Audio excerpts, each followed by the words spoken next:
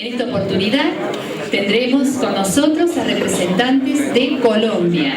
Para ello moderará en este panel la doctora Gabriela Oviedo Helfenberger. Ella es secretaria judicial adjunta del Superior Tribunal de Justicia de San Luis.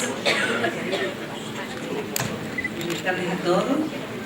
Bienvenidos a tan destacados juristas de Colombia, los doctores, la doctora primero Clara Cecilia Quevedo, que actualmente es miembro de la Corte de Justicia de Colombia, vicepresidente de la Sala de Casación Laboral, y al doctor Fernando Castillo Cadena, que es profesor de la Universidad Javeriana. Recordamos el método de las preguntas, que nos pueden hacer vía Twitter, como ya se ha recordado en los paneles anteriores, y podrán también hacerlas los que no tengan los celulares móviles a través de las tablets. El personal de protocolo va pasando por todas las al finalizar, las preguntas se van haciendo vía Twitter, y al finalizar se seleccionarán algunas por razones públicas. Entonces vamos a presentar primero a la doctora Clara Cecilia Quevedo. Como dije, actualmente es magistrada de la Sala de Casación Laboral de la Corte Suprema de Justicia de Colombia, abogada egresada de la Universidad Libre de Colombia en 1985, especializada en Derecho Empresarial de la Universidad Andes en 1987, especializada en Derecho Administrativo de la Universidad de Rosario en 2000, diplomada varias en Derecho, diplomaturas en Derecho Laboral y Seguridad Social. Ha realizado asesorías y consultorías en diferentes entidades públicas y privadas en asuntos relacionados al derecho laboral privado, régimen de seguridad social y derecho administrativo laboral. Antes de la actual función, litigó en representación judicial de entidades públicas y privadas ante la Jurisdicción Ordinaria Laboral y Contenciosa Administrativa, como juez del Tribunal Contencioso de Cundinamarca, como juez de la Sala Laboral del Tribunal Superior en Bogotá, profesora de cátedra de Derecho Laboral Público y Privado y del régimen de la seguridad social en las más importantes universidades del país. Desempeñó cargos de dirección y asesoría en unidades de la rama ejecutiva y cargos de gerencia y dirección de las áreas de recursos humanos en empresas multinacionales y nacionales. Tiene publicados libros como autora, coautora y artículos de su especialidad en las revistas de actualidad laboral y seguridad social nacionales e internacionales, especializados en materia laboral y de seguridad social. Es miembro del Colegio de Abogados del Trabajo y de la Seguridad Social de Colombia, de la que actualmente fue presidente. Los temas a desarrollar por ambos disertantes serán: Sistema Procesal Laboral de Bogotá, Colombia, composición jurisdiccional, competencia material, etapas procesales, plazos, clase de juicios laborales, aplicación supletoria a los sistemas procesales civiles, datos estadísticos, sistemas alternativos de resolución de conflictos. Con ustedes, claro.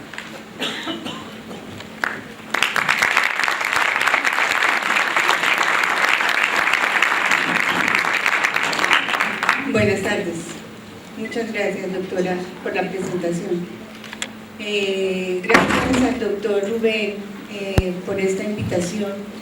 Realmente es una invitación muy importante para nosotros, no solo por lo que venimos a compartir con ustedes, sino definitivamente por lo que recibimos de todos ustedes.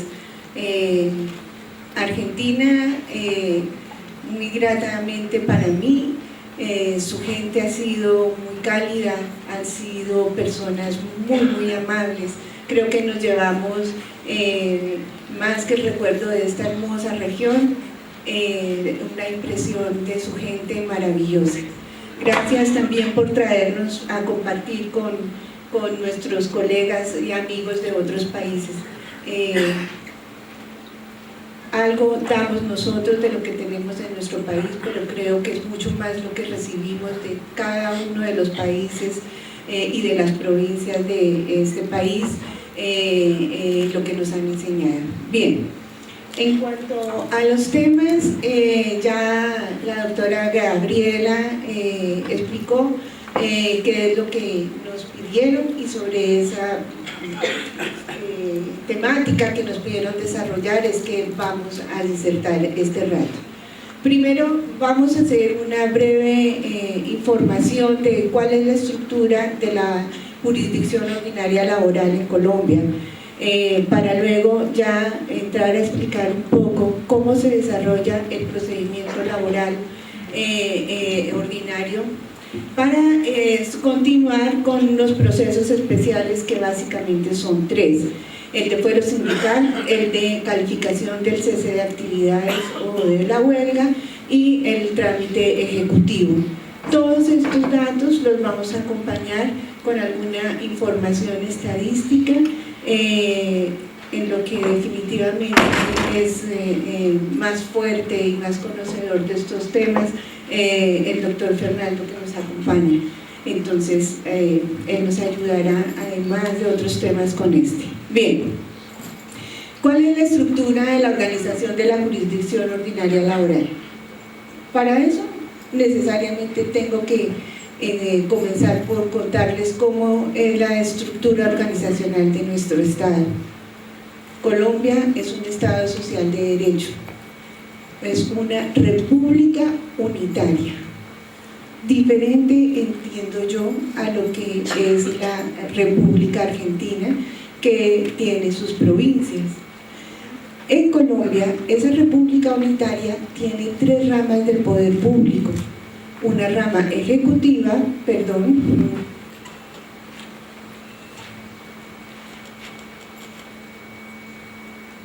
una rama judicial y una rama legislativa. Esas tres ramas del poder público están en el mismo nivel de jerarquía. La rama ejecutiva está encabezada por el presidente de la República, quien es elegido popularmente. Él es la primera autoridad administrativa del país. A nivel de los entes territoriales, los departamentos, que asemejo yo a las provincias de Argentina, están regentadas por el gobernador, también de elección popular, y los municipios están dirigidos administrativamente por los alcaldes, que también son personas de elección popular. La rama legislativa, por su parte, está integrada por dos cámaras: la Cámara de Representantes y la del Senado. La rama legislativa es la única autoridad competente para expedir leyes que tienen alcance nacional y, en consecuencia, es la única autoridad competente para expedir códigos procesales o códigos de normas sustanciales. Luego, nosotros tenemos códigos que aplican en todo el territorio nacional de manera unificada.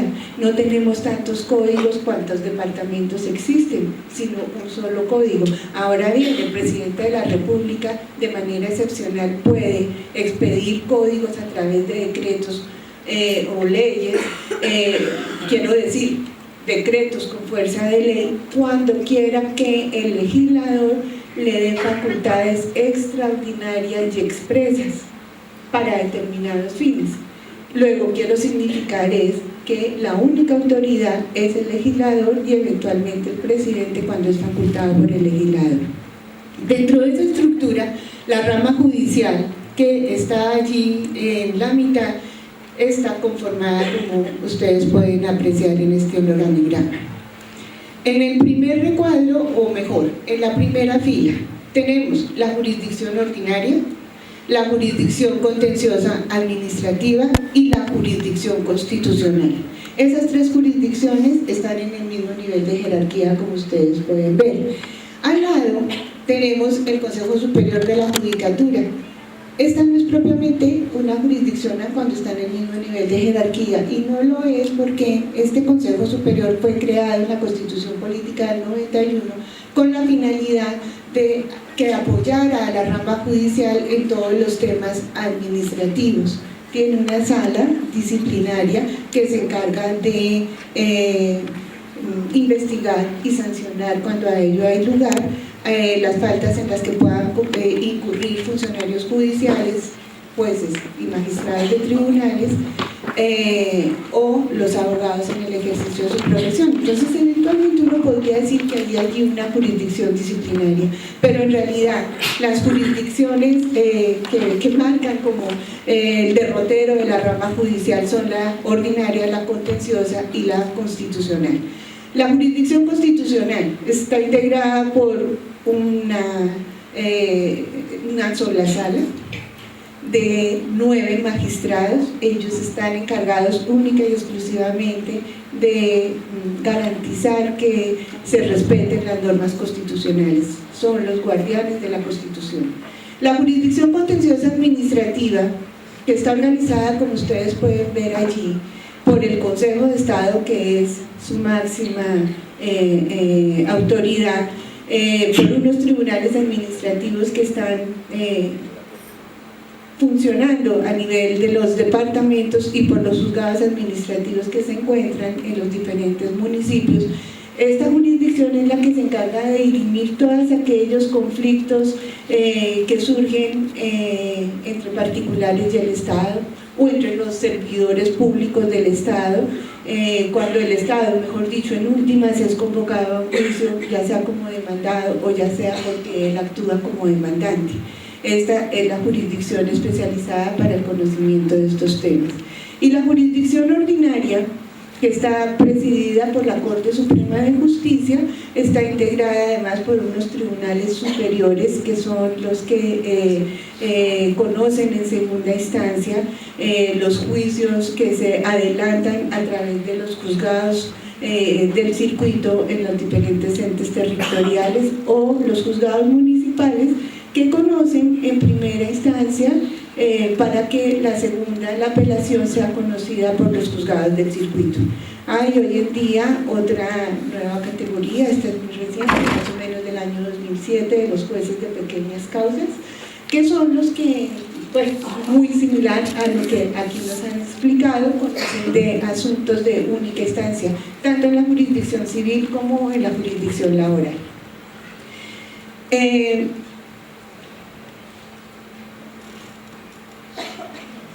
Así se ve mejor la estructura de la jurisdicción ordinaria.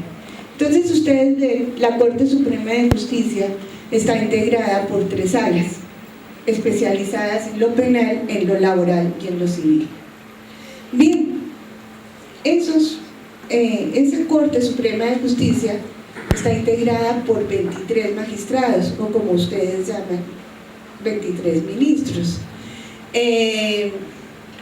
Cuando aquí me han preguntado en estos días en que hemos estado acá, ¿cuántos magistrados hay en la Corte Suprema? Y yo les digo 23, en realidad se aterran. Me dicen, son muchísimos, nosotros solo somos 5, o solo somos 7, algo por el estilo. Y me puse como a reflexionar sobre esas manifestaciones de asombro y llegué a la conclusión de que no hay tal. ¿Por qué? Colombia es un país que tiene más o menos 46 millones de habitantes. Argentina tiene 44, más o menos. Colombia tiene 23 departamentos. Argentina tiene 24 provincias. En Argentina, cada provincia tiene su Supremo Tribunal. Y ese Supremo Tribunal, como mínimo, en cada provincia, hasta donde he podido entender, tiene 5 integrantes. Luego, si nosotros vamos a ver, aquí en Argentina hay 120 ministros, como mínimo, del Tribunal Supremo, mientras que en Colombia solo somos 23. Ya estamos repartidos en la sala penal con 9 magistrados, en la sala laboral con 7 y en la sala civil con 7. O sea, digamos, ese es el órgano de cierre en cada una de las especialidades en la jurisdicción ordinaria. Somos Tribunal de Casación y eventualmente en algunos procesos, como el del cese de actividades, somos Tribunal de Apelación, o cuando se trata de entrar a analizar laudos arbitrales en los conflictos colectivos de trabajo cuando se ha conformado este tribunal. Eso un poco como para entrar a contextualizar cómo funcionamos. En cuanto al proceso laboral, Tal vez he debido comenzar por ahí, pero todavía estoy a tiempo. Nuestro Código de Procedimiento Laboral, que ya expliqué, es uno solo para todo el país. A diferencia de otros países, en lo que he tenido oportunidad de escuchar acá, no solamente se ocupa de regular los procesos en el campo de lo laboral, tanto en lo laboral individual como en lo laboral colectivo, sino que además estudia todos los conflictos derivados del sistema de seguridad social. Luego, nuestro Código de Procedimiento Laboral se llama Código de Procedimiento Laboral o del Trabajo y de la Seguridad Social. Conocemos de esos temas de acuerdo con las competencias que nos ha asignado la ley. ¿Cuáles son los antecedentes? ¿Cómo es la oralidad en cada una de las instancias? ¿Cómo es la oralidad en sede de casación? ¿Y cuál es la incidencia del Código General del Proceso en este proceso ordinario? Es lo que pretendo abarcar a continuación. Bien, los antecedentes. Yo voy a pasar rápidamente por estos temas para no abarcar más tiempo del necesario. Pero sí, lo que quiero significar es que desde el año 1915, incluso más allá de la fecha que está señalada acá, en esta diapositiva, en Colombia el legislador tuvo claro que todos los procesos que tenían que ver con la 15 minutos nomás, debería haber un error, pero bueno. En Colombia, todos los procesos laborales y de la seguridad social desde un principio se previeron, si bien no existía en el año 1915 la jurisdicción especializada del trabajo y de la seguridad social, se previó que los trámites procesales se adelantarían a través de el Código Judicial, que es el mismo Código Civil, en aquella época se llamaba así, a través de un trámite abreviado.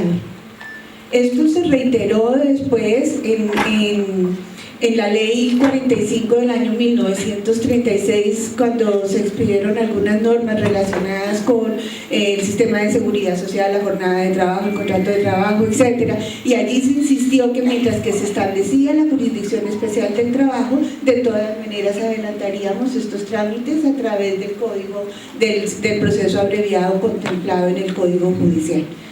Viene luego el decreto 2350 del año 94, y este es un decreto con fuerza de ley y de facultades extraordinarias que se le otorgaron al presidente de la República para que organizara la jurisdicción especial del trabajo, y ahí se implementaron los principios que ya todos conocemos, sobre los que a la hora de la verdad no es necesario volver, como oralidad, gratuidad, conciliación, publicidad, inmediación, apreciación en conciencia de la prueba y el grado jurisdiccional de consulta.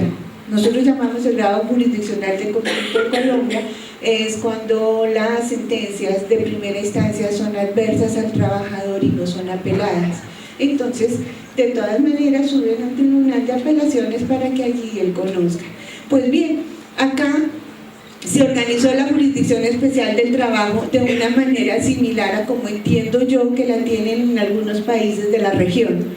De la base hacia arriba estaba conformada por tribunales municipales del trabajo, eran jueces colegiados. Continuaban la apelación o en la segunda instancia los tribunales seccionales de trabajo, y terminaba con el Tribunal Supremo del Trabajo, que era el Tribunal de Casación. Hoy en día,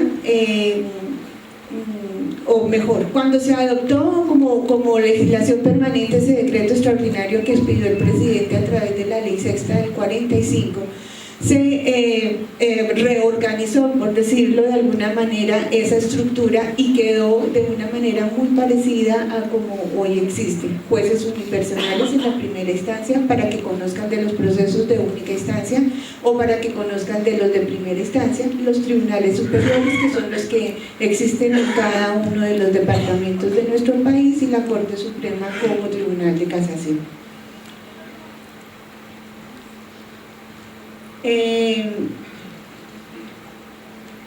Y pues solamente hasta el año 1948, cuando se expidió el Código de Procedimiento Laboral y de la Seguridad Social, y desde entonces esa es la norma que nos rige. ¿Y qué quiero destacar de esta norma para el tema que nos ocupa? Que desde entonces también se estableció cómo los procesos debían adelantarse a través del sistema oral.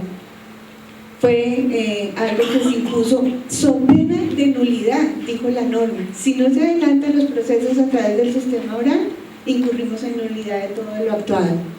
Ahora bien, no se pudo llevar a cabo. En la práctica, ese proceso se convirtió en un proceso dictado, y es que no podía ser de otra manera, porque es que en el año 48 nosotros no teníamos la tecnología para poder adelantar un proceso oral, no teníamos la forma de grabar las audiencias. Luego, en últimas, era un proceso dictado en el que los abogados llegaban al despacho judicial, se sentaban frente a cualquiera de los funcionarios, pues el funcionario que tuviera dispuesto el juez, a que atendiera a los abogados y a las partes, y allí era ante ese funcionario que se dictaban todas las actuaciones que se querían adelantar ante el juzgado. Y estableció, igualmente consagró los principios que ya todos conocemos. Este código pues ha sufrido importantes modificaciones, y fue cuando se expidió en el año 2001 la ley 712. Esta ley 712 le hizo modificaciones importantes al procedimiento laboral con la intención de que se pusiera en marcha o en funcionamiento el sistema oral. Sin embargo, en la práctica no se pudo llevar a cabo, y no se pudo llevar a cabo sencillamente porque no había los recursos económicos ni los recursos tecnológicos para que esto funcionara en el país. Y fue así como en el año 2007 se expidió la ley 1149, y se le llamó, por la cual se pone en funcionamiento o en marcha el sistema oral en el procedimiento laboral. Y allí se dijo otra vez, de nuevo, el proceso laboral debe adelantarse oralmente so pena de nulidad. Solo que aquí ya la ley o el legislador fue un poco más prudente y dio un plazo de 4 años para que se fuera implementando ese sistema, periodo que estimó suficiente para que el Estado le diera los suficientes recursos a los juzgados y a los tribunales para que pudieran adelantar este proceso. Y cuando hablo de recursos me refiero a tecnología, me refiero a aspectos de carácter financiero, así como a la capacitación. Como dato importante, viene luego en el año 2012 la ley 1564, a través de la cual se expidió el Código General del Proceso. El Código General del Proceso viene a modificar el Código de Procedimiento Civil. Y miren ustedes que aquí el legislador lo que hizo fue copiar la práctica del proceso oral que en laboral ya se había consagrado en la ley 1149, y vino a tomar como modelo todo lo que en el procedimiento laboral se adelantaba en los juzgados en el curso de esos años en que ya la ley se expidió en el año 2007, 4 años, al año 2011 ya estábamos totalmente garantizada la oralidad en todos los juzgados del país y en todos los tribunales superiores, y ese fue el modelo que tomó el Código General del Proceso.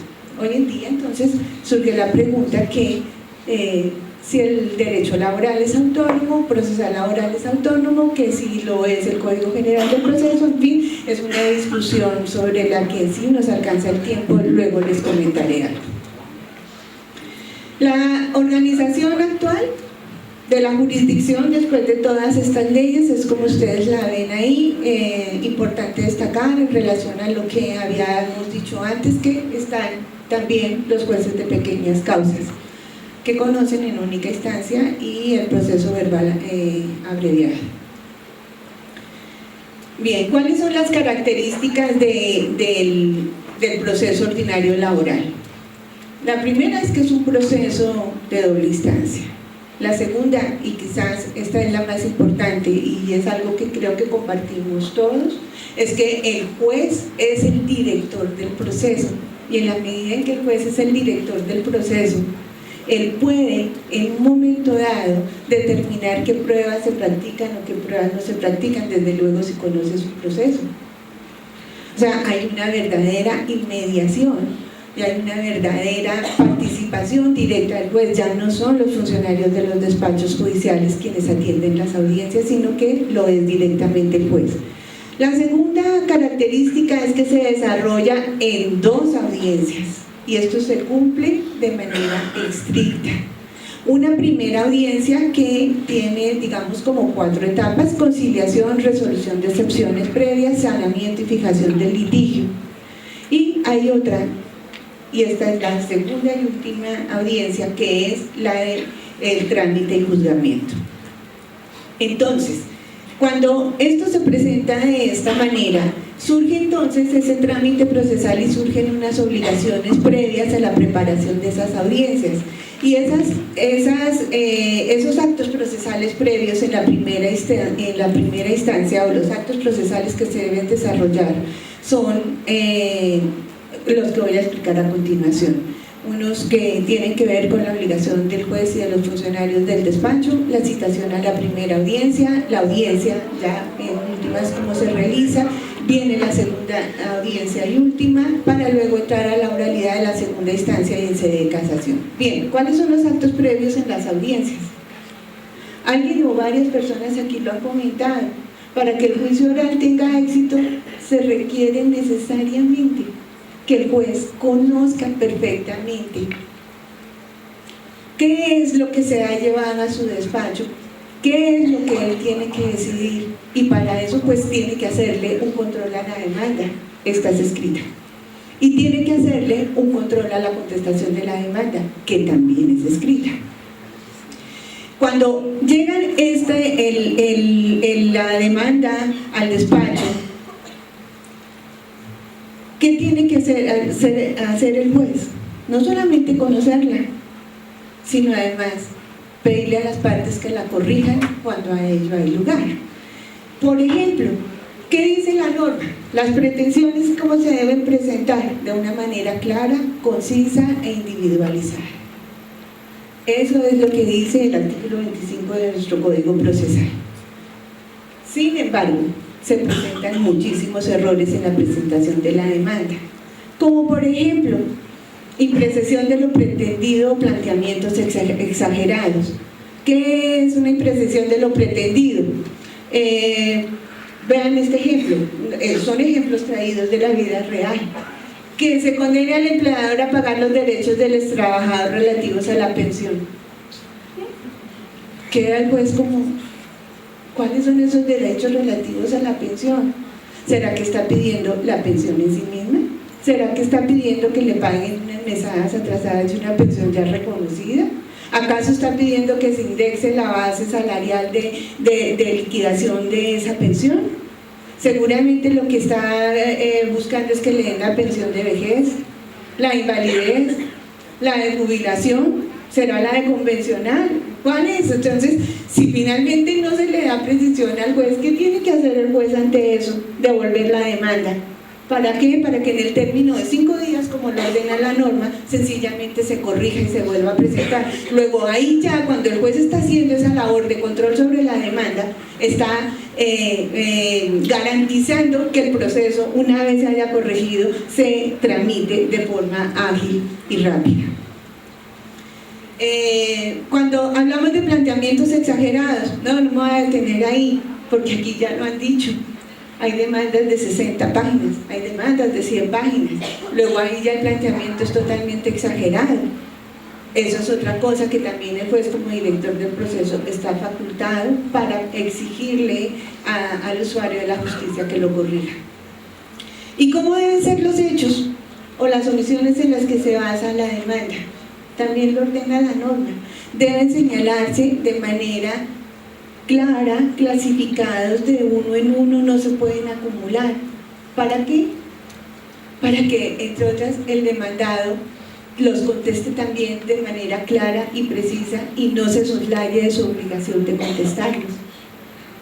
si reunimos varios hechos en una demanda, decimos es que el trabajador lleva 15 años de servicio, pero además ganaba un sueldo de 1 billón de pesos, pero el empleador nunca lo afilió a la seguridad social. Bueno, ¿qué le voy a responder como demandado? Si son muchos hechos en un solo planteamiento. Luego ahí también habría un error que el juez estaría en la obligación de entrar a corregir. ¿Cuáles son los errores más frecuentes que nosotros encontramos en las demandas? Que se hace una relación de hechos en relevancia jurídica. Por ejemplo, si estamos demandando la existencia del contrato de realidad, ¿qué importancia tiene saber cuándo fue la fecha de nacimiento del demandante? Es un hecho totalmente irrelevante para el asunto, no obstante se puede llegar a presentar. Mezcla de hechos con apreciaciones subjetivas, pretensiones o fundamentos jurídicos. En muchas oportunidades encontramos en nuestras demandas que se ha relacionado, es que el artículo 24 del Código Sustantivo del Trabajo señala que el contrato de trabajo se presume, etc. Eso lo dice la norma. ¿Para qué lo vamos a exponer en un hecho? No hay necesidad, además de confundir. Acumulación de varios hechos en un solo enunciado, ya lo dije. Transcripción de normas como hechos que se nos presentan. Expresiones injuriosas o irrespetuosas también se ven. Ahí el juez está en la facultad de devolver esos memoriales irrespetuosos para que se corrijan. Las pruebas, obviamente, las partes, ambas, demandante y demandado, están en la obligación de presentar las pruebas que tengan en su poder. Consecuente con esto, la demanda pues debe ser, la contestación de la demanda debe referirse a cada pretensión de manera individualizada. Debe decir, esta pretensión no la acepto, pero además debe explicar por qué, debe fundamentar el por qué. En relación con los hechos, igualmente, si hay hechos que no aceptan, pues tiene que decirlo con claridad, no lo acepto, y explicar cuál es el fundamento, o los que no le constan, no me constan. Por ejemplo, la fecha de nacimiento de la cónyuge del trabajador demandante, pues eso no le puede constar al empleador, y tiene que explicarlo. Si no se cumple con esto, entonces, como ya les expliqué, hay unas consecuencias que para el demandante consiste en que se le inadmite la demanda, se le da un término de 5 días para que la subsane y la vuelva a presentar. Y para el demandado, igual, si él no responde la demanda tal y cual ordena la ley, pues se le inadmitirá su contestación, tiene 5 días para corregirlo, y si no lo hace dentro de esos 5 días, de todas maneras, como ya está trabada la litis, trae la norma como una especie de sanción, y es que la falta de contestación de la demanda dentro de ese término se tendrá como un indicio grave en contra del demandado.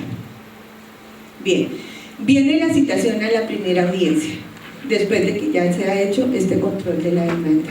Esta es otra actuación escrita. Pero esta citación a la primera audiencia es muy importante también que el juez adelante unos actos previos, porque si ya ha revisado juiciosamente la demanda, así como su contestación, está en capacidad de entrar a determinar cuál es el problema jurídico que se va a resolver, que tiene que entrar a resolver o que tiene que entrar a dilucidar. Y eso también le servirá para determinar cuáles pruebas de las que pidieron las partes son innecesarias, son inconducentes, o sencillamente también le servirá para determinar qué pruebas tiene que solicitar de oficio. Y aquí es muy importante, porque si advierte el juez que necesita pruebas diferentes de las que las partes aportaron en su demanda y en su contestación, inmediatamente ordenará librar los oficios para garantizar que cuando se lleve a cabo la primera audiencia, esas pruebas ya estén recaudadas y ya formen parte del plenario. La pertinencia de las pruebas le sirve también al juez como para preparar cómo va a orientar la decisión del asunto puesto a su consideración, ya sea con jurisprudencia o normativa pertinente. Le sirve también para preparar los interrogatorios. Alguien, tal vez tú lo decías, tal vez en Costa Rica hacen algo más o menos así, el juez ya tiene conocimiento previo de todo esto, entonces ¿qué le va a preguntar a los testigos? ¿Qué le va a preguntar a las partes? ¿Cuáles preguntas son realmente pertinentes? ¿Cuántos testigos de todos los que se solicitaron vamos a citar? ¿Será que todos? ¿Será que basta con 2? El juez tiene libertad de determinarlo. Y es más, en esta audiencia el juez puede avisorar en un momento dado si solo con el trámite de la primera audiencia se termina el proceso. Si es un punto de solo derecho, como nos explicaban ahora en Chile. No necesitamos testigos, simplemente dilucidar a la luz de una norma quién tiene el derecho o si no lo tiene, el demandante. Puede ya desde ese momento avisorar cómo va a desarrollarse la primera audiencia. Ya viene la citación de la audiencia en la que se indica el lugar, fecha y hora en la que se realizarán las actuaciones procesales que se van a evacuar. ¿Y por qué esto es importante cuando la ley nos dice que la segunda audiencia es de trámite y de juzgamiento? Porque puede, si él en la etapa previa pudo establecer que puede convocar a las partes con los testigos de una vez para ese mismo día proferir la sentencia, tiene la facultad de hacerlo. Las pruebas que deben llegar las partes, como ya lo dije, testimonios o los oficios que ordenó librar y de pronto no han llegado al expediente, se los exigirá a las partes para que los traigan. Y esta es una actuación que obviamente se notifica por estado. Cumplido esto, viene entonces, consecuente también con esto, pues las obligaciones de los apoderados, ¿cuáles son? Conocer perfectamente su demanda, conocer perfectamente la contestación de la demanda, ver cuáles son las pruebas que pidieron las partes, de pronto como imaginarse qué pruebas le pueden negar de las que él solicitó, asimismo como estructurar cuáles serían los fundamentos de sus recursos si es que quiere apelar ese auto que le niega la aplicación de alguna prueba. O sea, esto es una obligación de parte y parte, no solamente los funcionarios judiciales, no solamente los abogados, aquí ahí tiene que haber un comportamiento leal entre todos funcionarios, partes y abogados, y por eso propende, digamos, este sistema oral. Ya cumplidas estas etapas previas y la citación, viene entonces viene entonces el desarrollo de la primera audiencia a través de la conciliación. Esta es obligatoria. La conciliación es una etapa obligatoria en la que no intervienen los abogados, únicamente intervienen el juez y las partes. Como el juez ya conoce el proceso, ha sido juicioso y lo ha mirado, él sabe qué fórmulas de arreglo directo le puede presentar a las partes. A su vez, las partes tienen que venir preparadas por sus abogados diciendo, bueno, si le van a proponer una conciliación, es posible, acéptela así, si le están ofreciendo X suma de dinero, yo creo que podría ser pertinente. O sea, hay como un asesoramiento. Los abogados en realidad en la audiencia de conciliación directamente no participan. Viene luego la resolución de excepciones previas, falta de jurisdicción y competencia, son por ejemplo unas que se tienen que tramitar de manera inmediata. Si hay estas excepciones, se le tiene que correr traslado a la parte demandante para que se oponga a esas excepciones y presente las pruebas con las que pretenda desvirtuarlas. El saneamiento del juicio con el fin de evitar que se produzcan decisiones inhibitorias o que haya nulidades en lo largo del juicio, y viene la fijación del litigio y el decreto de la práctica de pruebas. ¿Cuáles hechos fueron aceptados por las partes y por tanto salen del litigio? Y solamente ya quedar en lo que en esencia es lo que se tiene que entrar a resolver, y el decreto de práctica de pruebas. Ahí concluido esto, entonces sencillamente viene la citación para la siguiente audiencia, que es no poder hacer en un tiempo superior a los 3 meses. Tiempo cumplido, 45 minutos de guarda.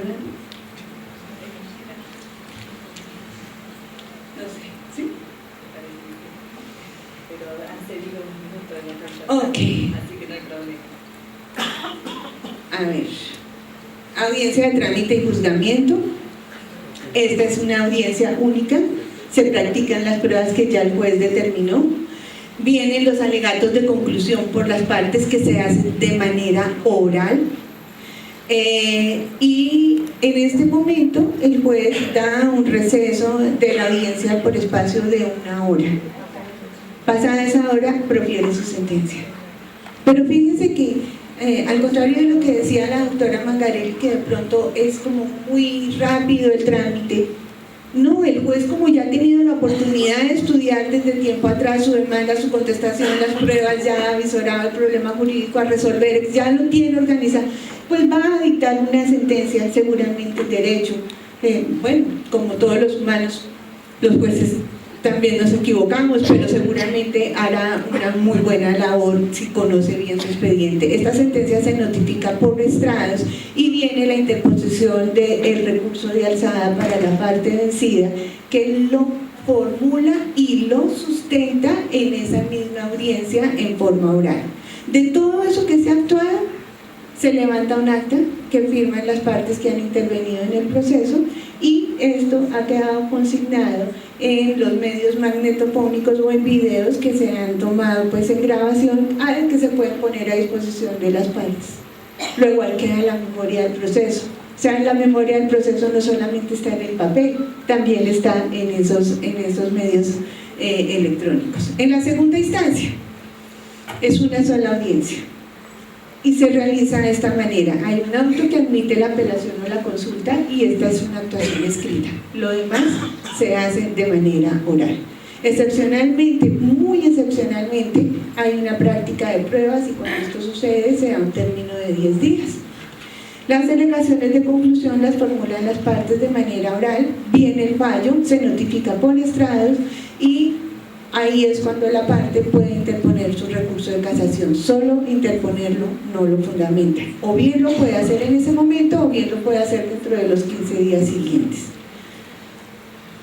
Ustedes vean, es una información que nosotros tomamos de una importante oficina de abogados, cómo ellos pudieron establecer como este sistema oral o las bondades de este sistema, mientras que en el año 2003 un proceso duraba poco más de 1000 días. En el año 2013 ese mismo proceso le ha durado 177 días en la primera instancia. No, perdón, primera instancia, sí.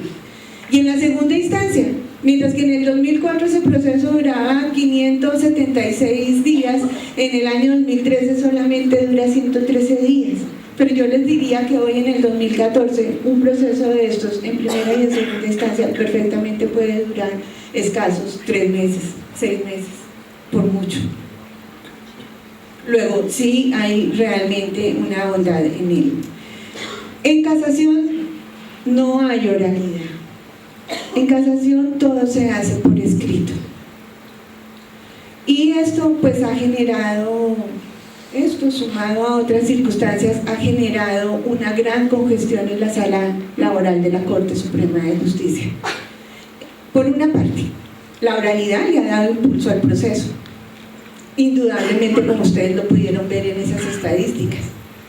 Pero por otro lado, acompañado, pues, o para acompañar este proceso de implementación del sistema oral, el Estado también tomó medidas de descongestión para los juzgados y para los tribunales.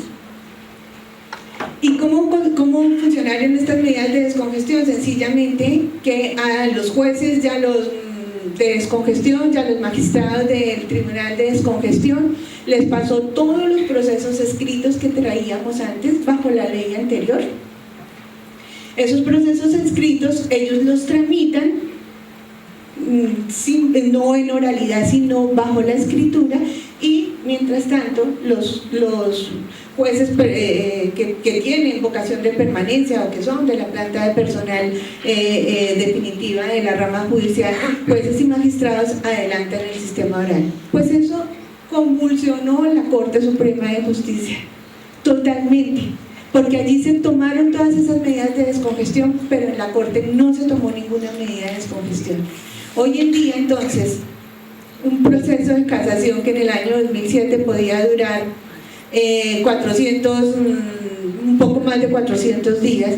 Hoy en día, ustedes pueden ver en el 2011, puede durar 600 días.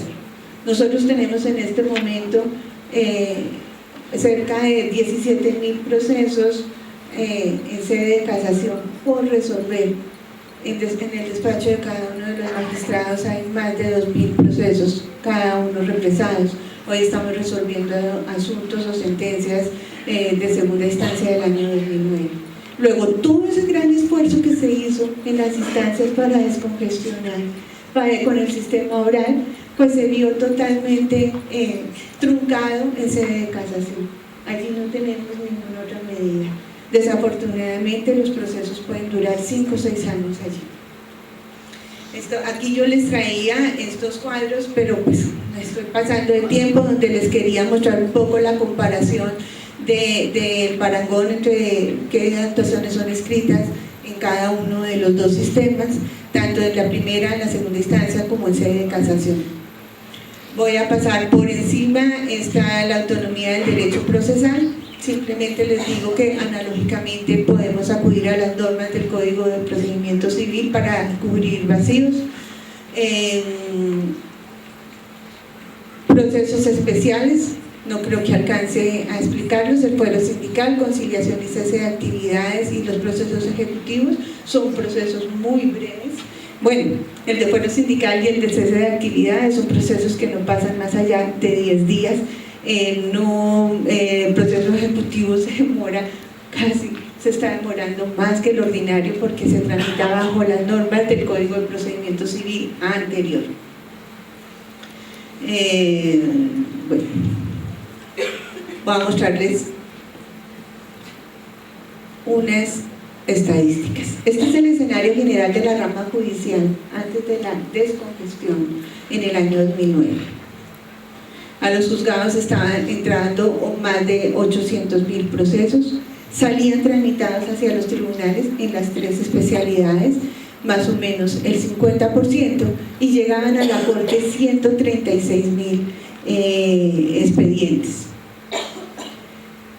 Este mismo escenario, sin descongestión, antes del 2009, cuando empezaron esas medidas, en lo laboral ya específicamente indica cómo entraban 102.000 procesos, salían de esos 21.000 tramitados hacia los tribunales para que conocieran en la segunda instancia, y de todos esos llegaban a la corte 5.761.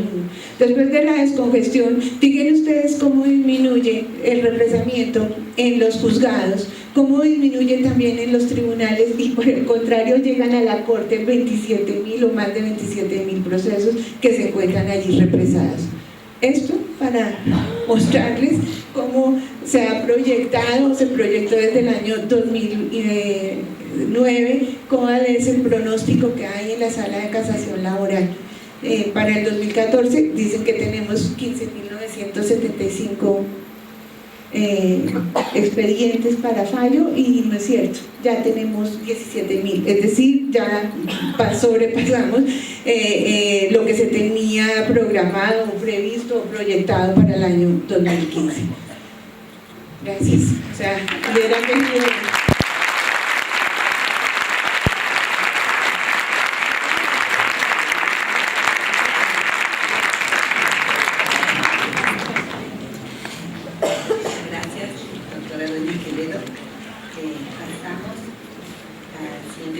El profesor Fernando Castillo Cadena, abogado de la Universidad Santo Tomás de la ciudad de Bucaramanga, 1995, magíster en Derecho Económico de la Pontificia Universidad Javeriana, 1997, doctor en Derecho por la Universidad Complutense de Madrid, 2003, actual profesor asociado de la Pontificia Universidad Javeriana, director del Grupo de Investigación en Derecho Económico y director del Centro de Estudios en Derecho Económico de la Pontificia Universidad Javeriana. Ha sido profesor invitado y conferencista en las universidades de Harvard, Estados Unidos, Salamanca, España, José Simón Cañas, El Salvador, UPB, Bolivia, y a nivel nacional en las universidades de los Andes, Santo Tomás y del Cauca, entre otros. Combina la docencia y la investigación con el ejercicio de la profesión.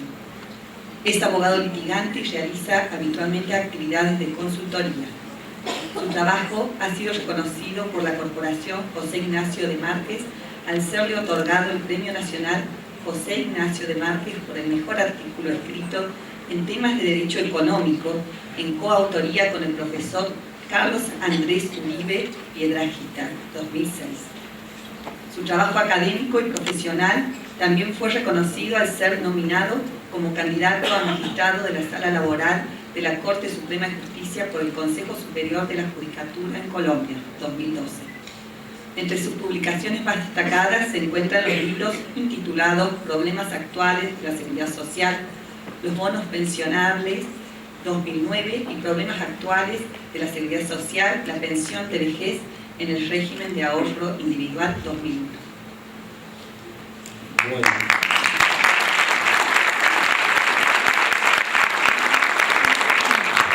Muy buenas noches. Primero que todo, pues agradecerle al doctor Costamaña por la generosidad de invitarnos a Colombia. Yo creo, igual que Clarita, que uno viene aquí más a aprender que a cualquier otra cosa. Gracias a todos los colegas por su amistad. Bueno, digamos que la diferencia entre la técnica oral y la técnica escrita la quiero reflejar rápidamente con algo que me recuerda a Julio Cortázar. Óiganlo bien. Si el hombre supiera realmente el valor que tiene la mujer, andaría a cuatro patas en su búsqueda. El problema es que si estuviéramos escribiendo, tendríamos que pensarla muy bien. Pongan atención. Si el hombre supiera realmente el valor que tiene, la mujer andaría a cuatro patas en su búsqueda. Si el hombre supiera realmente el valor que tiene la mujer, andaría a cuatro patas en su búsqueda. ¿Cuál es la diferencia entonces entre lo escrito y lo oral? Que lo escrito no permite la autocorrección fácilmente, mientras que lo oral permite con un simple "que" corregir lo que estoy diciendo. ¿Vale?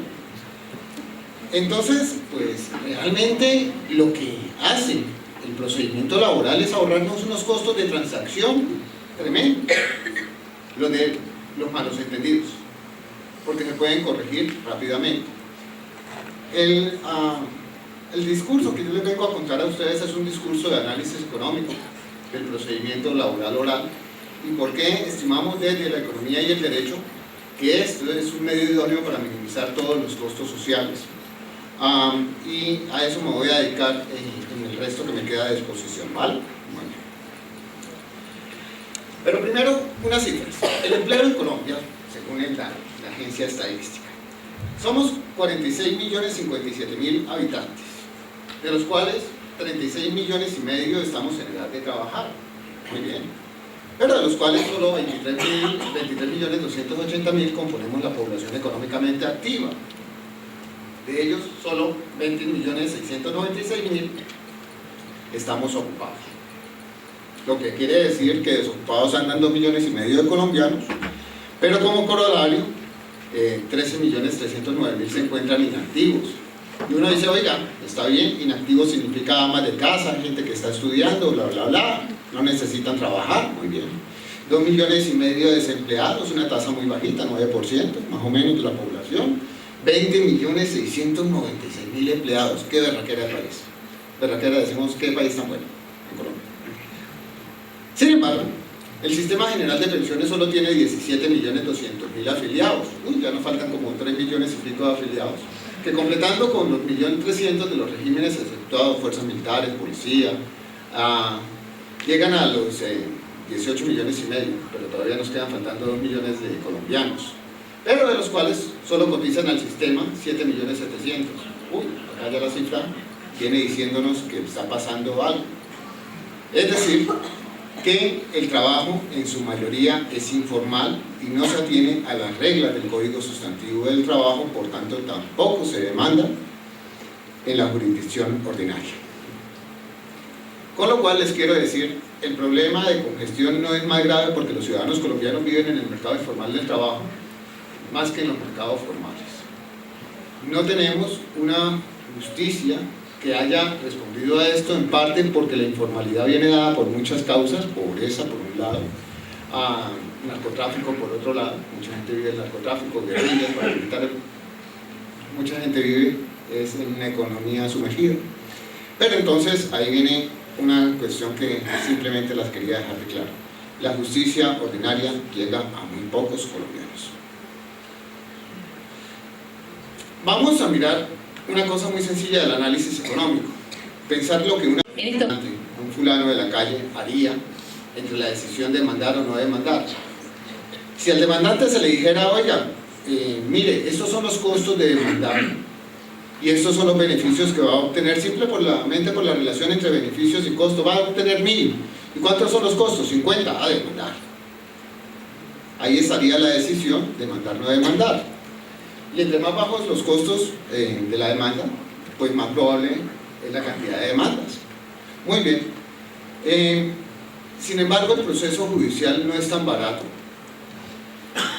como uno lo pensaría si sumara todas las instancias y todos los esfuerzos que hay que hacer en instancias y los costos de oportunidad de la instancia. Un proceso normal va desde la demanda en primera instancia, pasando por una etapa de conciliación, pasando luego por una etapa de juicio. Probablemente, generalmente se apela porque sí, se apela porque no.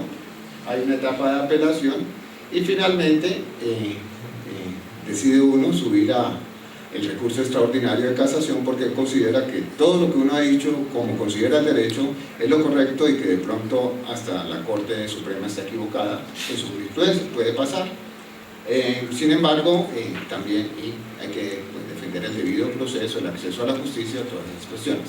Lo que quiero decir es que el proceso judicial, aunque se supone que opera el principio de gratuidad, realmente es costoso para el demandante.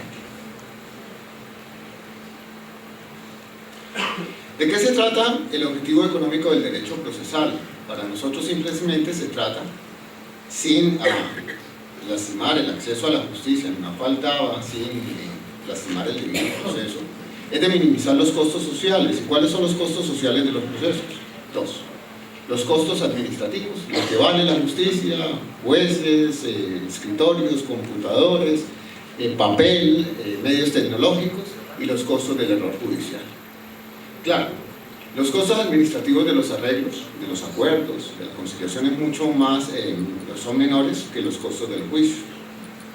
Sin embargo, el costo del error puede ser algo determinante para el demandante, porque el demandante no internaliza muchas veces los costos de los errores en la justicia.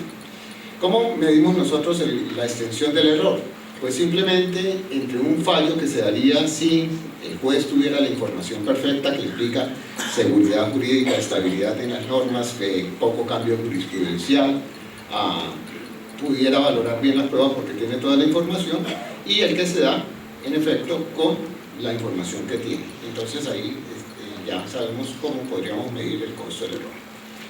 Una de las variables que más me preocupan a mí, que determinan los errores judiciales, es lo sustancial. Por ejemplo, la evolución de la jurisprudencia constitucional y la asimilación por parte de las demás instancias judiciales. Desafortunadamente, para bien o para mal, la justicia constitucional empezó a regir en Colombia desde 1991, y se dedica pues a declarar la constitucionalidad e inconstitucionalidad de las leyes. Sin embargo, también como cierto tribunal de cierre en materia de derechos fundamentales a través del recurso de revisión de los recursos de amparo o acciones de tutela que llamamos en Colombia. La acción de tutela desafortunadamente ha sido utilizada muchas veces yéndose contra el derecho, en particular yéndose contra la ley estatutaria de justicia, que dice que los fallos de la Corte Constitucional rigen hacia el futuro, a menos que la Corte diga lo contrario. Un caso concreto.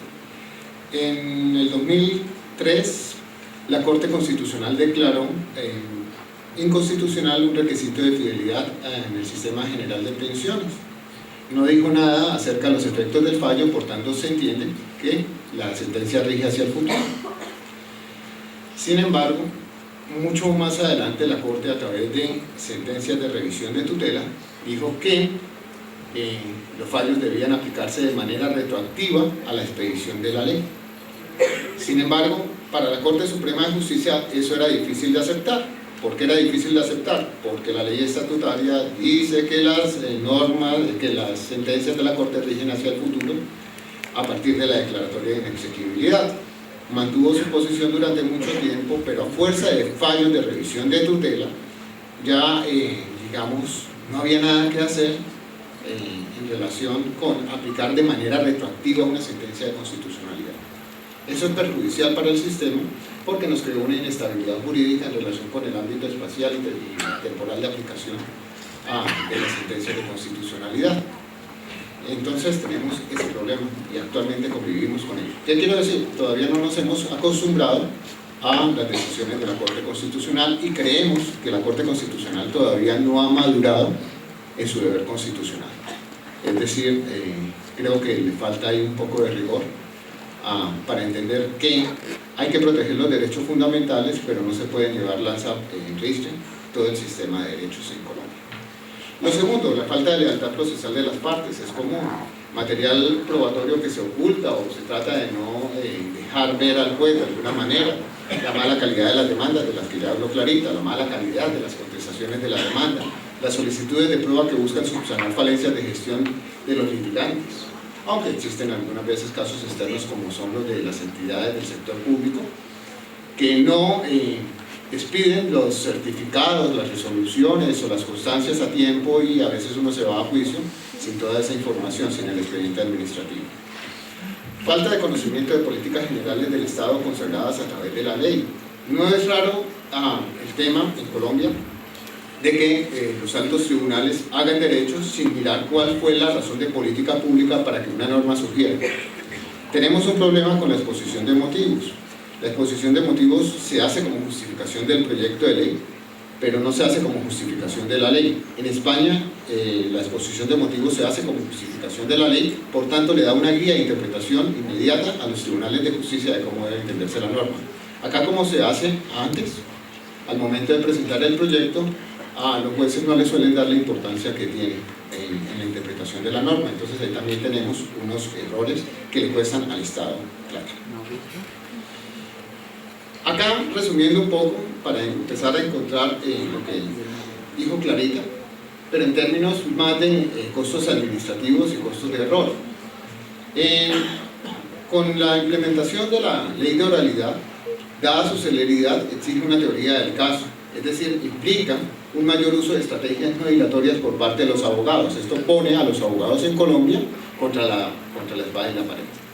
O preparan bien el caso o van a tener problemas, porque no pueden ir a juicio sin estar bien preparados. El demandante puede solicitar que sea el demandado el que adjunte las pruebas que están en su poder. Esto ayuda a la revelación de las pruebas suficientes para definir el caso. El juez debe garantizar que esto se lleve a cabo.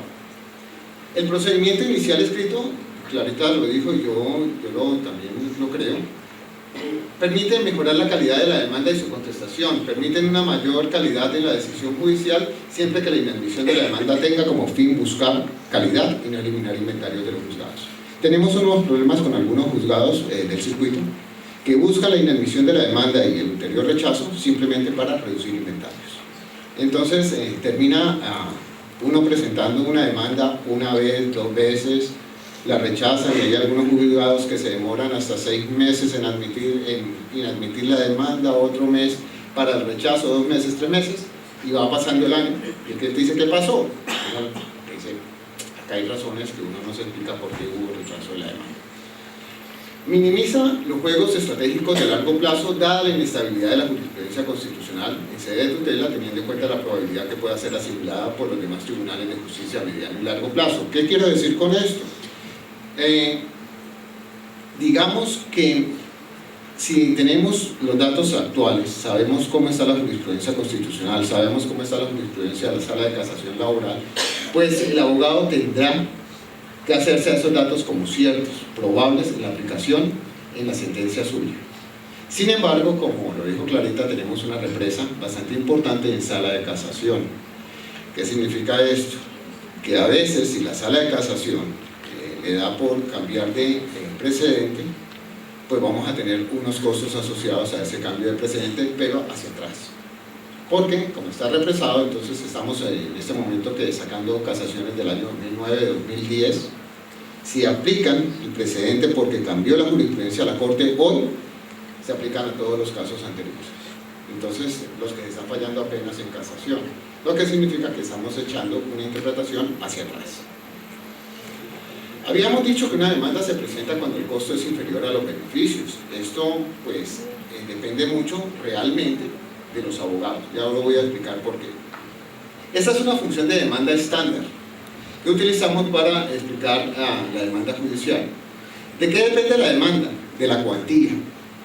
Cuando un ciudadano particular ve que los tribunales de justicia están dando mayores cuantías, pues tienen más incentivos para demandar.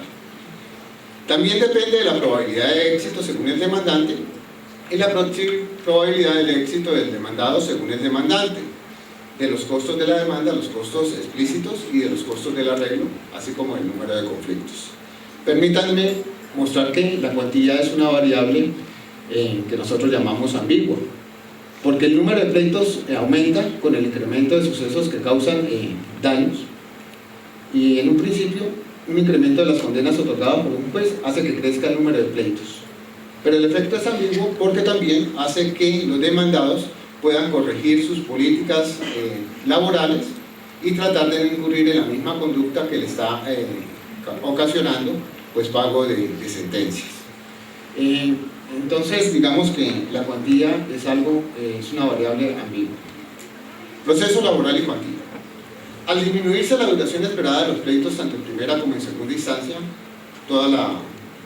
digamos, el procedimiento es oral, no hay necesidad de escribirlo, lo que se saca es un acta, todo queda grabado, queda bien grabado, hay audio y video, entonces realmente pasa muy rápido. Realmente se han reducido mucho las tasas de duración de los juicios en primera instancia y en apelación. Entonces el beneficio esperado de la demanda se reduce. ¿Por qué? Porque es que en Colombia las tasas de interés de mora son muy altas, son más altas que la inflación, y entonces esto produce un efecto de ahorro para el abogado, que más que ahorro es inversión.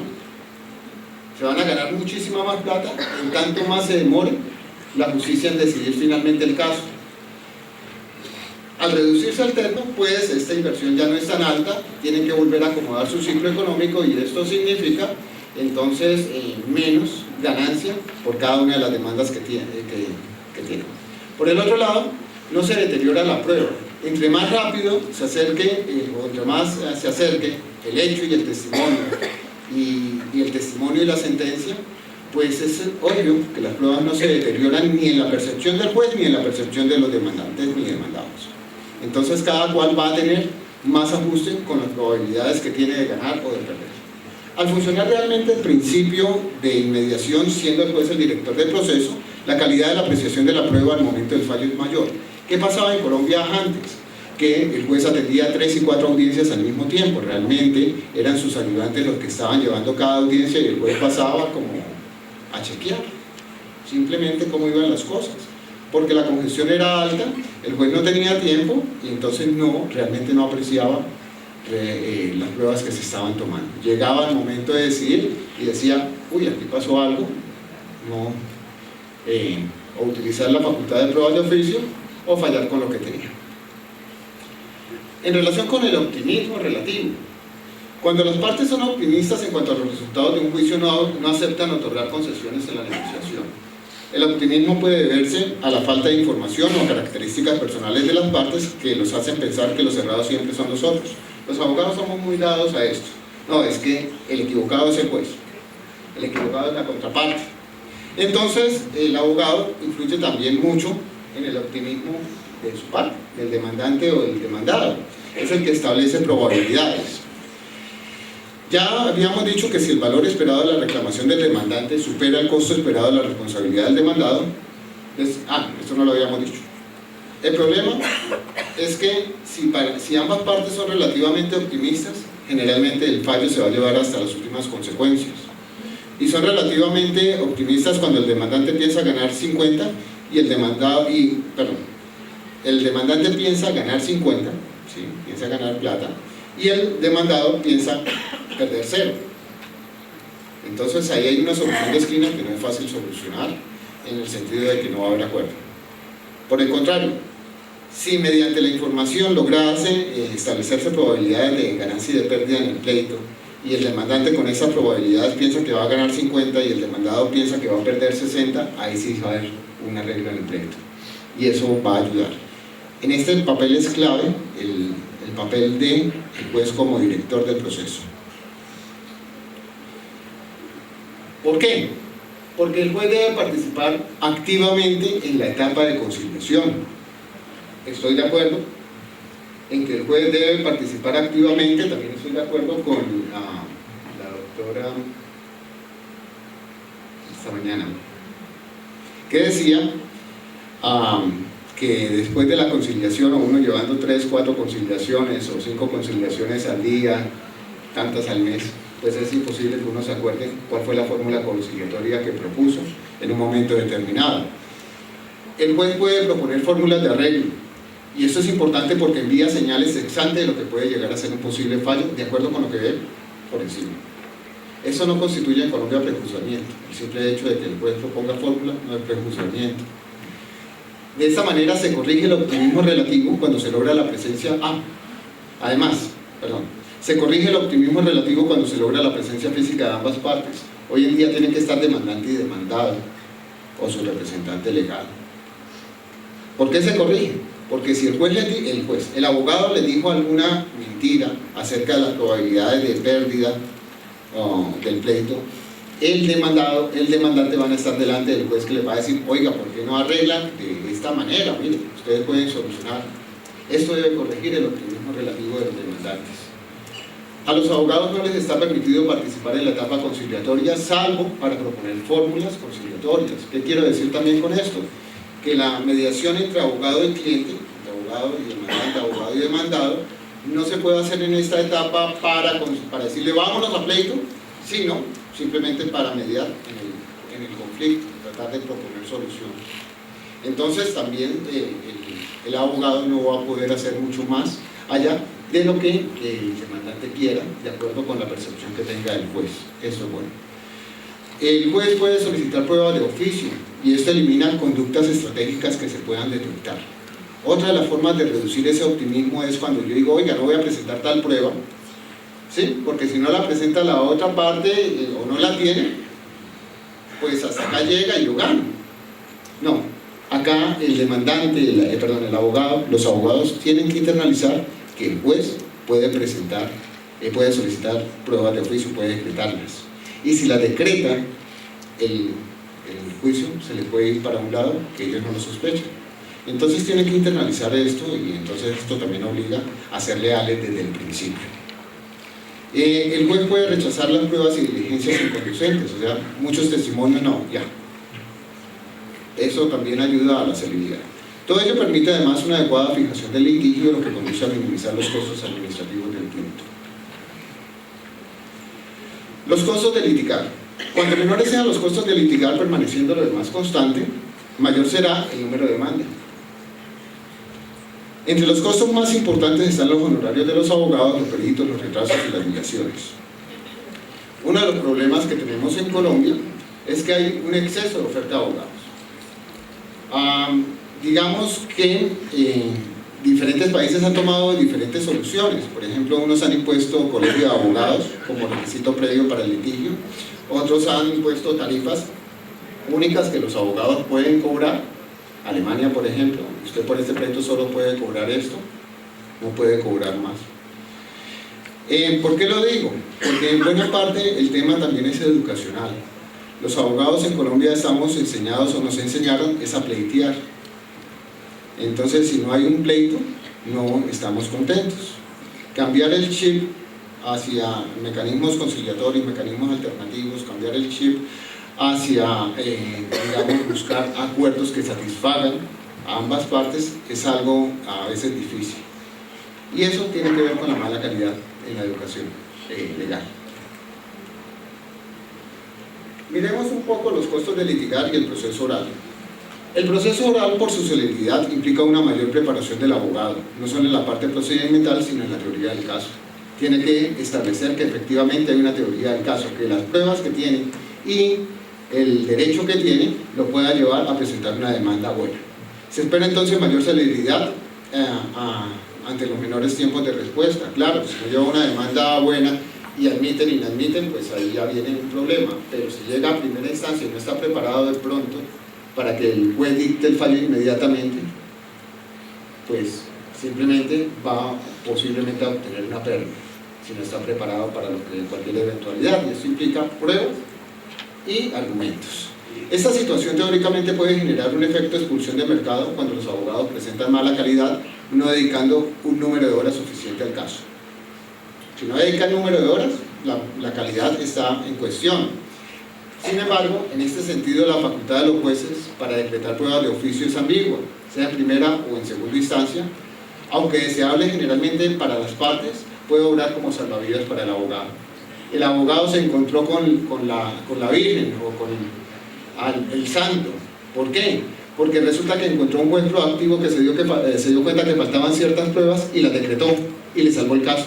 No fue el abogado el que salvó el interés del cliente, sino el juez, porque quiere operar con el sistema judicial, con la justicia. Es un juez que tiene un sentido estricto de la justicia y cree que si el abogado lo hizo mal, él tiene que tomar, tiene que tomar por sus manos el decreto de pruebas para lograr el resultado de justicia que se espera en un pleito. Dada la reducción en los tiempos de respuesta por parte de la justicia, tanto para primera como segunda instancia, el beneficio esperado del abogado se reduce, ya lo dijimos, no el valor proporcional de sus honorarios. ¿Por qué? Porque en general Colombia a los abogados contratan por cuota litis, pero sí los tiempos de respuesta son menores, las ganancias son menores proporcionalmente a lo que esperaban, y también desbarajusta su ciclo económico. El abogado litigante puede tener un ciclo económico de 5 años. ¿Qué significa que tenga un ciclo económico de 5 años? Que lo que siembra hoy como demanda lo recupera en 5 años. ¿Sí? Con este procedimiento, si no va a casación, el tiempo de recuperación es de 1 año y medio, 2 años, depende de lo que demore el juicio ejecutivo y lo que haya por embargar. Pero el tiempo de respuesta es menor, por tanto tiene que, uno, esforzarse más en conseguir nuevos clientes para cambiar el ciclo económico y generalmente tener buenos resultados para no perder la fama. ¿Por qué? Porque es que en este momento ya las medidas dilatorias, la falta de pruebas y demás pueden operar en contra del abogado, y esto es deseable. En cuanto a los costos del acuerdo, ya vimos que hay una audiencia obligatoria de conciliación, que es la primera parte generalmente de la primera audiencia, la audiencia de conciliación, saneamiento, excepciones previas y fijación del litigio. Miremos entonces acá qué es lo que pasa. Como la audiencia es obligatoria, hay unas consecuencias por no asistir, consecuencias que están fijadas en la ley. Como necesariamente tienen que asistir tanto el demandante como el demandado o su representante legal, podemos mirar el tema de optimismo relativo. Cuando el juez les diga, bueno, nos enfrentamos a esto, arreglan, miren esta fórmula, o ustedes tienen una fórmula, ¿sí? Si el juez es proactivo, yo creo que esta conciliación va a tener muy buenos resultados. Creo.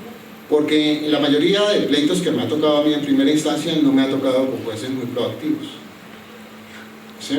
Entonces, la cuestión es, ¿concilia o no concilia? No, se acabó. Seguimos, cerrada la etapa de conciliación, y empezamos a determinar excepciones previas. El juez, como director del proceso, debe superar las limitaciones de un simple mediador. Juega un rol activo, y en eso quiero hacer bastante hincapié. Es el juez el que puede lograr los resultados. Si se llega a un acuerdo, se declara terminado el proceso, teniéndose por causa juzgada, se admiten acuerdos parciales. El valor de la información. En general, las partes muchas veces no llegan a un acuerdo porque el valor esperado de la reclamación diverge en razón a la información privada. El optimismo relativo de ambas partes impide un acuerdo. Si se corrige ese optimismo relativo, las partes pueden llegar a un acuerdo. Otra vez, el papel del juez es importante acá. Las partes tienden a revelar información con el fin de corregir el optimismo relativo de la contraparte, a veces con amenaza. Simplemente dicen, no, es que yo tengo tal cosa. Pero ojo con esto, cuando hay pesimismo relativo en una parte sobre el resultado de un proceso, la contraparte tiene incentivos para ocultar información. Por ejemplo, el daño causado no se debió al accidente de trabajo, sino a una preexistencia. ¿Sí? Si el demandado cree que se debió al accidente de trabajo, tiende a conciliar. cuando de pronto lo justo acá no es conciliar, sino que quede exonerado de cualquier responsabilidad porque se debió fue a una preexistencia. Entonces el manejo de la información es muy importante acá. En general, cuando ambas partes son relativamente pesimistas, una de ellas está mal informada. Minimización de costos. La transmisión voluntaria de información evita juicios y ahorra costos administrativos. El intercambio voluntario corrige los malos cálculos que llevan a divergir del fallo esperado del juicio. En general, la transmisión voluntaria de información reduce tanto los costos administrativos como los costos de error. El problema es que no estamos dispuestos a sacrificar información para tratar de ganar los casos. Otra variable importante es el número de conflictos. La relación entre la demanda y el número de conflictos no es ambigua. Un mayor número de situaciones de potencial recurso a la justicia conlleva más probabilidades de demanda efectiva. Por ejemplo, más incumplimientos contractuales, mayores cantidades o mayor probabilidad de que la gente demande. Hasta ahí la función de demanda. Fíjense que, si transmití bien la idea, es que el juicio oral lleva, por su celeridad, a que los abogados se tengan que concentrar en las resultas del juicio, presentando demandas de mejor calidad, presentando pruebas, es decir, no esperando a que el juez no se las decrete, sino una vez revelando la información que tiene para ganar el caso, lo que lleva además en la segunda instancia a que si pierda, reevalúe su teoría del caso para ver cómo enfrenta la apelación. Muy bien. En cuanto a la oferta judicial, acá sí tenemos unos problemas fuertes en Colombia. La oferta judicial depende del número y capital humano de los jueces. En Bogotá nos está yendo bien, en otras ciudades capitales del departamento nos está yendo bien, pero realmente, aunque se han hecho esfuerzos por la capacitación de los jueces, esto también depende de la información. Uno diría, Internet es muy bueno para la capacitación, pero para la capacitación a través de Internet también se necesita mucha voluntad de las personas para aprender. Nos da mucha más información en Internet, tenemos ahí todos los códigos, o sea, un juez de Promisco o un juez civil de un municipio alejado puede a través de Internet tener toda la información, la jurisprudencia de la Corte Suprema de Justicia, la jurisprudencia de la Corte Constitucional. Pero si los jueces no estudian, pues tenemos los mismos resultados y ahí está el problema. Los jueces, unos no estudian, sí, entonces los fallos son de mala calidad. También depende del número de capital humano de los auxiliares de la justicia, de los medios materiales de que disponen. Todavía en Colombia hay regiones donde los jueces son los que pagan sus propios recursos para dictar sentencia. Si tienen que sacar sentencia escrita, pues pagan el papel, la impresora, la tinta. Tenemos algunos problemas en el suministro de los bienes necesarios para trabajar, de los medios financieros que se involucra directamente con esto, de la productividad derivada de la organización y aprovechamiento de los factores de producción. No generamos muchas veces economías de escalas. Pero una cosa muy importante que va a ser como cierre, de las variables del mercado político. ¿Por qué? Porque la justicia necesita dinero para funcionar. Actualmente se está hablando de que a la justicia se le van a asignar 3 billones de pesos y la justicia considera que necesita por lo menos 5 billones de pesos para ser sostenible. Entonces tenemos un problema que depende del mercado político en la asignación de presupuesto que actualmente se está discutiendo en Colombia. Las políticas públicas necesarias desde la oferta fueron o han sido descongestión, lo que habló la doctora Clara en relación con todo el proceso de descongestión que se hizo. Mirar lo del atraso judicial, la calidad del servicio y el acceso a la justicia. Todo esto, ¿por qué? Porque es importante también tener en cuenta que el costo del error depende también de la oferta. Es decir, el costo del error depende de los casos litigados. Si un despacho está muy lleno, pues se produce congestión, la calidad del producto se reduce, aunque haya más productividad de sentencias. Un juez puede sacar 10 sentencias al día, todas de mala calidad, o puede sacar 5 de buena calidad. Entonces, digamos que el modelo de congestión produce también otros costos, que es cuando se le exige a los jueces sacar mucho más sentencia por productividad sin mirar la calidad del producto. Entonces tenemos un problema ahí de oferta bastante fuerte que incide o que directamente está relacionada con el gasto público y con el gasto privado. Si los abogados presionan mucho al juez, esto tiene un efecto sobre el juez. En general, un aumento del porcentaje de casos litigados hace que sea mayor el costo social de resolución del conflicto. Mientras la norma se decanta por la jurisprudencia, se puede llevar mucha litigación, y eso pasa. Con las normas nuevas, el tema es que mientras se decanta cuál es su sentido, puede pasar mucho tiempo. Bueno, yo soy de los que defiendo la segunda instancia. Ya voy cerrando porque ya se me acabó el tiempo. ¿Por qué? Porque es un mecanismo de corrección que minimiza todos los costos. Acá se garantiza el acceso a la justicia de manera real. No podemos creer que los jueces de primera instancia no se equivoquen en algunos casos. Entonces, digamos, los mecanismos de apelación y el mecanismo de casación son mecanismos que reducen el error judicial. Por lo menos ayudan a decantar la jurisprudencia y mandan una señal a los ciudadanos sobre lo que se puede demandar o no demandar. Es más probable que los apelantes apelen cuando los casos son injustos que cuando los casos son justos, ¿sí? Entonces, sí, corregimos ya la parte más difícil, que era apelar por cualquier cosa, porque total, el proceso es escrito, cualquier cosa sirve para apelar, y pasamos a un proceso oral donde la apelación es sustentada y luego defendida en el tribunal con base en lo que hay. Pues ya cambia la cosa. Entonces el mecanismo se vuelve expedito para lograr el fin de la justicia, que es un fallo que realmente refleje la realidad de la situación. No voy a hablar ya sobre el modelo de congestión judicial, porque es un modelo que produce ciertas ambigüedades. Por ejemplo, produce un aumento de la productividad judicial, sí se le exige a los jueces que fallen más, pero a su vez produce una pérdida de la calidad de los productos judiciales, una mayor probabilidad de error y una disminución de las tasas de sentencias efectivas, de procesos terminados. ¿Por qué? Porque todo entonces se va para casación. Entonces esto hay un tema de ambigüedad en el modelo de congestión bastante bravo. Simplemente algunas estadísticas como para mirar qué ha pasado en Colombia. Fíjense que del 2008 había en toda la justicia laboral ordinaria 157.028 expedientes y en 2013 vamos por el orden de 109.492.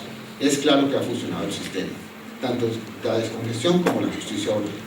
Un pleito en primera instancia, como lo dijo la doctora Clara, puede demorarse de 4 a 6 meses. En segunda instancia se puede demorar 4 meses más, o sea que antes de un año ya tenemos resuelta la vía ordinaria, nos queda el recurso extraordinario si acaso. Entonces esto es muy bueno. Sin embargo, acá hay unas cosas que también son preocupantes, y es que la reducción de inventarios no se ha logrado de manera total. Fíjense que para el año 2012 y 2013, empezando por juzgados laborales, los inventarios se mantienen un poco altos. Por ejemplo, en 2012 el inventario es de 81.000 expedientes y en 2013 en juzgados del circuito es de 113.085. Los inventarios en tribunal, en segunda instancia, es de 11.981 y el de 2013 es de 22.745. Ojo con esto. Miren las cifras del Tribunal Superior en cuanto a egresos efectivos. Mientras que en el año 2012 eran de 43.000, en el año 2013 es de 62.000. Uno diría, oiga, está siendo más rápido el tribunal en fallar y toda esa cuestión, pero la mayoría de casos se tienen que ir para casación. Sin embargo, fíjense que la cifra no es coherente con lo que está pasando en casación. En casación, el inventario a enero de 2012 a diciembre de 2012 era de 2.604 expedientes, mientras que a diciembre de 2013 era 12.578. No se aumentaron los casos de casación. Esto puede indicar, ok, la Corte Suprema no está recibiendo todos los casos de casación, están haciendo una mejor selección, que a mí personalmente me preocupa un poco por la mala calidad de los fallos, no los de Bogotá precisamente, bueno, que hay de todo, sino en todo el país, porque, vuelvo a decir, los jueces algunos no estudian lo suficiente y no están a la vanguardia de lo que está decidiendo la misma Corte Suprema de Justicia. Ya les había hablado las cifras de lo que se requiere para que la justicia funcione adecuadamente, y simplemente me quedan unas conclusiones que quiero que sean muy simples. Es indudable que el proceso oral reduce los costos de transacción del proceso judicial. Esto para nosotros los abogados ha sido muy bueno, ¿sí? porque tenemos básicamente en 2 o 3 meses una admisión de una demanda y en un mes más, mes y medio, ya tenemos la primera audiencia. Esto ha sido perfecto. Veníamos en un modelo que se podía demorar la admisión de la demanda 1 año y todo el proceso ordinario en primera y segunda instancia hasta 4 años. En segundo lugar, la educación y permanente actualización de los jueces es un camino largo. Por tanto, yo sí considero que de pronto la casación debiera ser más permitida. ¿Sí? Hay un proyecto para nombrar magistrados de descongestión en la sala laboral de la Corte Suprema de Justicia, que no pueden variar la jurisprudencia, pero que ayudarían a que muchas situaciones de injusticia de segunda instancia se resolvieran. Lo tercero es que es deseable implementar mecanismos que permitan celeridad en el recurso extraordinario de casación. En cuarto, en igual sentido, la oralidad exige desarrollar habilidades comunicativas, estratégicas, de percepción inmediata, mnemotecnia, memoria de corto plazo e histórica. Es decir, nos cambiaron el chip a los abogados. Ya lo escrito no sirve. En este momento, pues salvo para la casación, en este momento el abogado tiene que ser una persona que tenga la habilidad de estar concentrado en el juicio, sabiendo qué es lo que está pasando. No se puede distraer porque no hay recolección escrita de la prueba, no hay dictado, no hay absolutamente nada de lo que se pueda pegar si no está atento en él. Eso implica mucha concentración, también mnemotecnia y también saber qué es lo que está pasando en cada pleito. Finalmente, existen algunos retos en relación con algunas pruebas como el peritaje técnico y los testimonios cuando se refiere a personas que viven fuera de la ciudad. Hoy en día los jueces están siendo reacios a los despachos comisorios porque están inmediando toda la prueba. Pero a veces esa prueba entonces resulta muy costosa para trasladar a una persona de Cali a Bogotá, etc. Y en cuanto al peritaje es que de pronto los tiempos no dan, porque pues hay que nombrar el perito, lo que puede hacer en la audiencia, pero que acepte, que se posesione, etcétera, que rinda el dictamen, la oposición al dictamen, que de pronto un nuevo dictamen, eso lleva mucho tiempo. Entonces de pronto hay algunas pruebas que no están casando perfectamente con el modelo de oralidad, al menos como se tienen establecidas en Colombia. De esta manera pues quería hablar un poco o hacer un enfoque diferente, que es el enfoque del análisis económico del derecho para llegar a una conclusión. La oralidad es deseable en cualquier país porque reduce todos los costos de transacción. Entre la justicia sea más expedita, el ciudadano va a confiar más en el sistema. Si la justicia no es expedita, el ciudadano tiende a desconfiar y los arreglos van a ser de otra manera o informales. Mil gracias por su atención.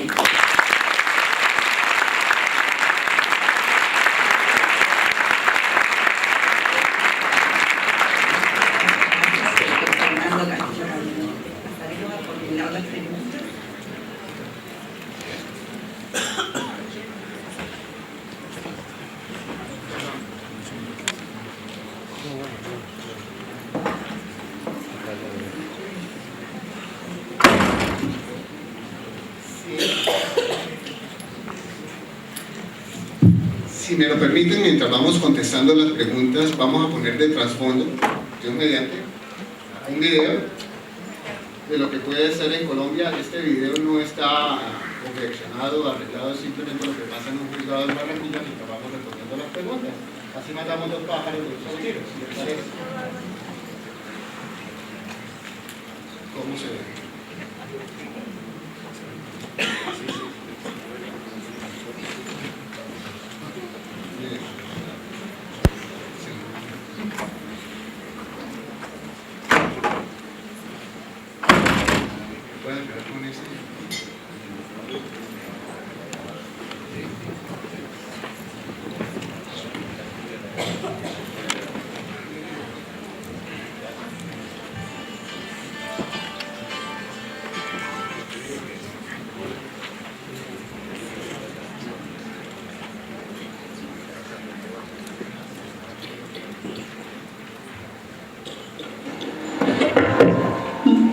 Muy buenos días.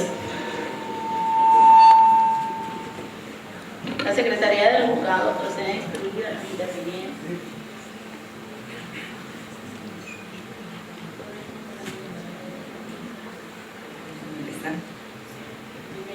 La primera pregunta dice: ¿cómo se llevaron a cabo integración de comisiones, rama del poder que organizó la reforma de las leyes 712, 1149 y 1564?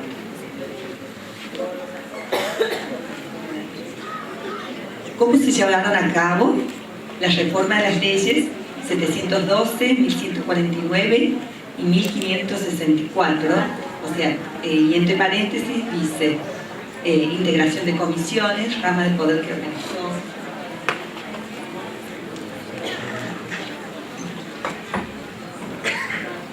Bien, pues la rama que se ocupó del tema, como lo expliqué al comenzar, fue la rama legislativa, porque es la única facultad para expedir normas o para expedir códigos o para modificar las existentes. Ahora, se integraron comisiones para el estudio de estos proyectos de ley que eran de iniciativa gubernamental. Estuvieron integradas por funcionarios judiciales, por academia y por colegios de abogados litigantes. A mí me parece que esto fue bueno porque se recogió la visión de todos los sectores posibles o de todos los actores posibles en estos procesos. Y por supuesto, de todas maneras, los modelos no son propios. Bueno, en muchas cosas sí, pero en muchas cosas también son tomadas de la experiencia de otros países. Pues lo hemos visto acá, eso mismo sirvió en Colombia.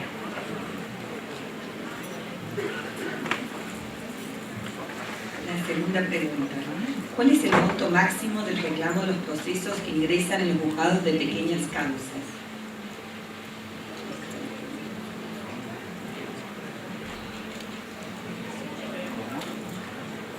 Son 20 salarios mínimos. Los 20 salarios mínimos representan más o menos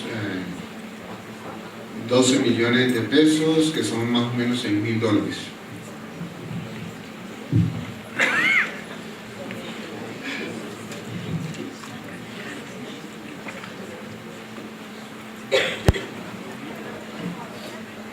¿Cuántos juzgados laborales hay y cuál es la estructura interna que tiene el personal, por ejemplo?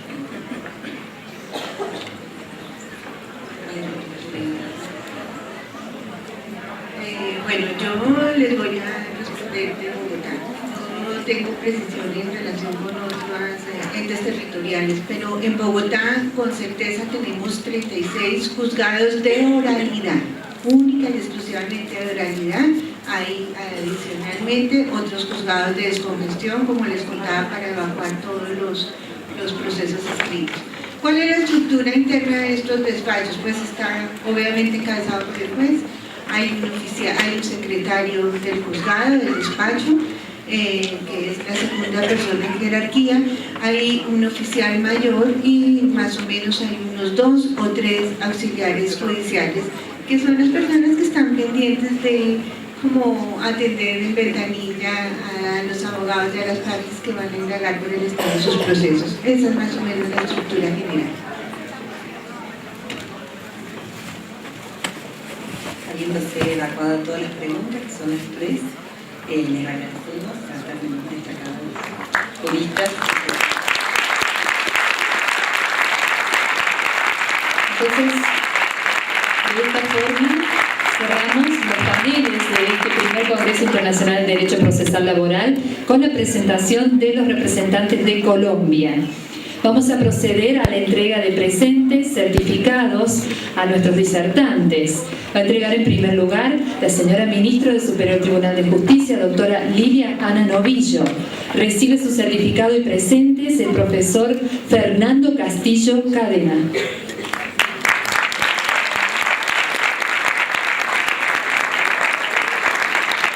Bueno, recibe en primer lugar la doctora Clara Cecilia Dueña Quevedo.